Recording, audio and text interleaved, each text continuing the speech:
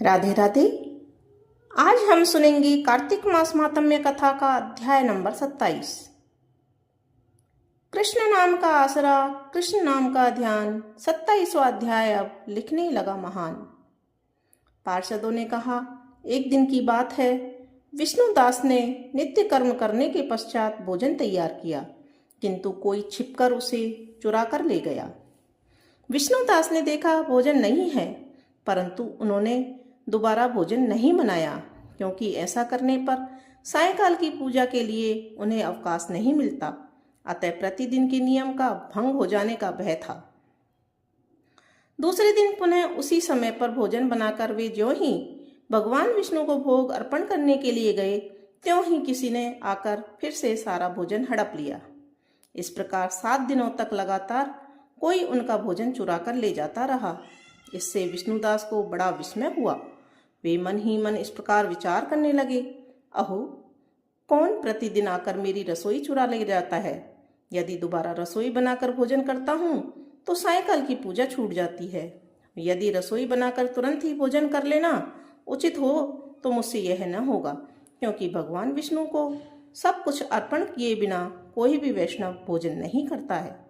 आज उपवास करते हुए मुझे 7 दिन हो गए। इस प्रकार मैं व्रत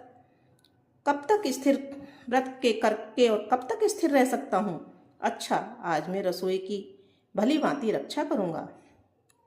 ऐसा निश्चय करके भोजन बनाने के पश्चात वे कहीं छिपकर खड़े हो गए। इतने में ही उन्हें एक चांडाल दिखाई दिया, जो रसोई का अन्न हर कर जाने के लिए तैयार खड़ा था। भूख के मारे उसका सारा शरीर दुर्बल हो गया था। मुख पर दीनता छा रही थी। शरीर में हाड़ और चाम के अलावा कुछ शेष नहीं बचा था। उसे देखकर श्रेष्ठ ब्राह्मण विष्णुदास का हृदय करुणा से भर आया। उन्होंने भोजन चुराने वाले चांडाल की ओर देखकर कहा, भैया जरा ठहरो ठहरो, क्यों रूखा सूखा खाते हो? यह घी तो ले लो। इस प्रकार कहते हुए विप्रवर विष्णुदास को आते देख वह चांडाल भय के मारे बड़े वेग से भागा और कुछ ही दूरी पर मूर्छित होकर गिर पड़ा। चांडाल को भयभीत और मूर्छित देखकर द्विजश्रेष्ठ विष्णुदास बड़े वेग से उसके समीप आए और दयावश अपने वस्त्र के छोर से उसको हवा करने लगे। तदंतर जब वह उठकर खड़ा हुआ तब विष्णुदास ने देखा वहां चांडाल नहीं है, बल्कि साक्षात नारायण ही हैं। शंख चक्र और गदा धारण किए सामने उपस्थित हैं। अपने प्रभु को प्रत्यक्ष देखकर विष्णुदास सात्विक भावों के वशीभूत हो गए। वे स्तुति और नमस्कार करने में भी समर्थ न हो सके। तब भगवान ने सात्विक व्रत का पालन करने वाले अपने भक्त विष्णुदास को छाती से लगा लिया और उन्हें अपने जैसा रूप देकर वैकुंठ धाम को चले। उस समय यज्ञ में दीक्षित हुए राजा चोल ने देखा विष्णुदास एक श्रेष्ठ विमान पर बैठकर भगवान विष्णु के समीप जा रहे हैं। विष्णुदास को वैकुंठ धाम में जाते देख राजा ने शीघ्र ही अपने गुरु महर्षि मृदुल को बुलाया और इस प्रकार कहना आरंभ किया, जिसके साथ स्पर्धा करके मैंने इस यज्ञ दान आदि कर्म का अनुष्ठान किया है, वह ब्राह्मण आज भगवान विष्णु का रूप धारण करके मुझसे पहले ही वैकुंठ धाम को जा रहा है।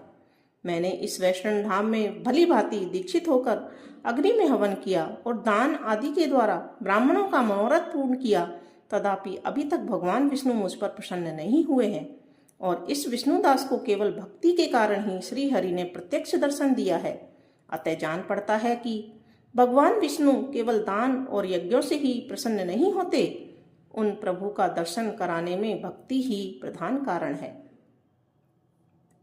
दोनों पार्षदों ने कहा। इस प्रकार कहकर राजा ने अपने भांजे को राज सिंहासन पर अभिषिक्त कर दिया। वे बचपन से ही यज्ञ की दीक्षा लेकर उसी में संलग्न रहते थे, इसलिए उन्हें कोई पुत्र नहीं हुआ था। यही कारण है कि उस देश में अब तक भांजे ही राज्य के उत्तराधिकारी होते हैं। भांजों को राज्य देकर राजा यज्ञशाला में गए और यज्ञ कुंड के सामने खड़े होकर भगवान विष्णु को संबोधित करते हुए 3 बार उच्च स्वर से निम्नांकित वचन बोले, भगवान विष्णु, आप मुझे मन, वाणी, शरीर और क्रिया द्वारा होने वाली अविचल भक्ति प्रदान कीजिए। इस प्रकार कहकर वे सबके देखते देखते ही अग्निकुंड में कूद पड़े। बस उसी क्षण भक्त वत्सल भगवान विष्णु अग्निकुंड में प्रकट हो गए। उन्होंने राजा को छाती से लगाकर एक श्रेष्ठ विमान में बिठाया और उन्हें अपने साथ लेकर बैकुंठ धाम को प्रस्थान किया। नारद जी बोले, हे राजन, जो विष्णुदास थे वे तो पुण्यशील नाम से प्रसिद्ध भगवान के पार्षद हुए, और जो राजा चोल थे उनका नाम सुशील हुआ। इन दोनों को अपने ही समान रूप देकर भगवान लक्ष्मीपति ने अपना द्वारपाल बना लिया। राधे राधे आप सभी को। अब हम सुनेंगे कार्तिक मास महात्म्य कथा, अध्याय नंबर 28। पढ़े सुने जो प्रेम से, वह हो जाए शुद्ध स्वरूप। यह 28वां अध्याय कार्तिक कथानूप। धर्मदत्त ने पूछा, मैंने सुना है कि जय और विजय भी भगवान विष्णु के द्वारपाल हैं।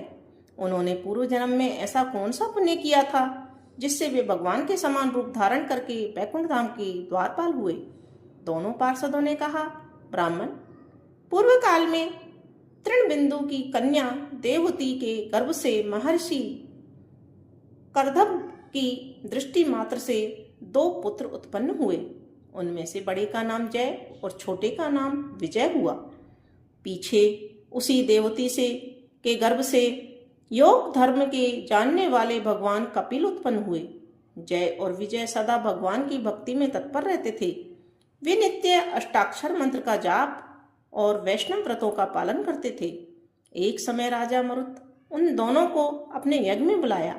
वहां जय ब्रह्मा द्वारा बनाए गए और विजय आचार्य।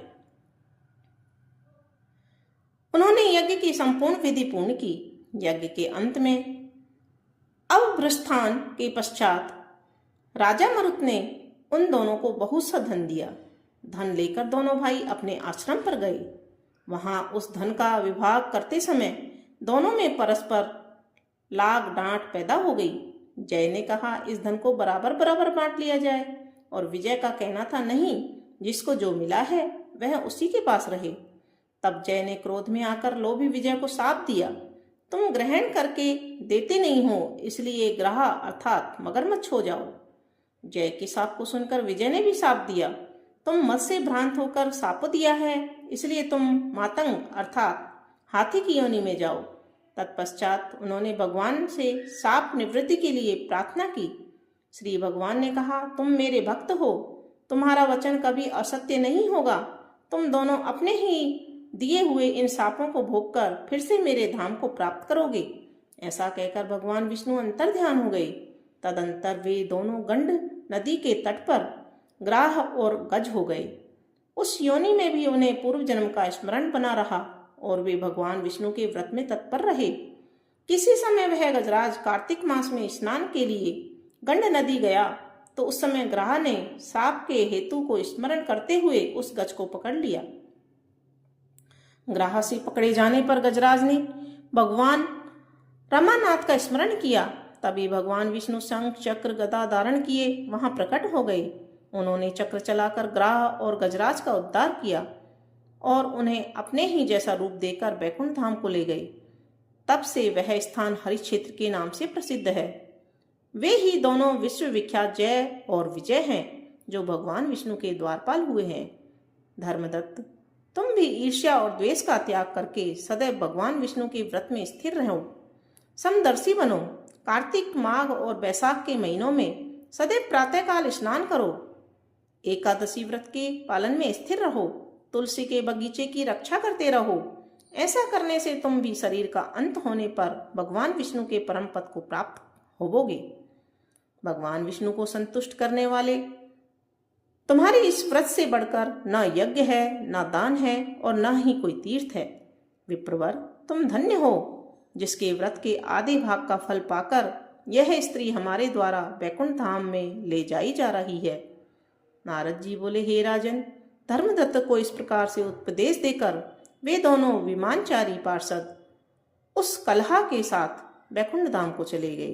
धर्मदत्त जीवन भर भगवान के व्रत में स्थिर रहे और देहावसान के बाद उन्होंने अपनी दोनों स्त्रियों के साथ बैकुंठ धाम प्राप्त कर लिया। इस प्राचीन इतिहास को जो सुनता है और सुनाता है वह जगत गुरु भगवान की कृपा से उनका सानिध्य प्राप्त कराने वाली उत्तम गति को प्राप्त होता है। बोलो विष्णु भगवान की जय।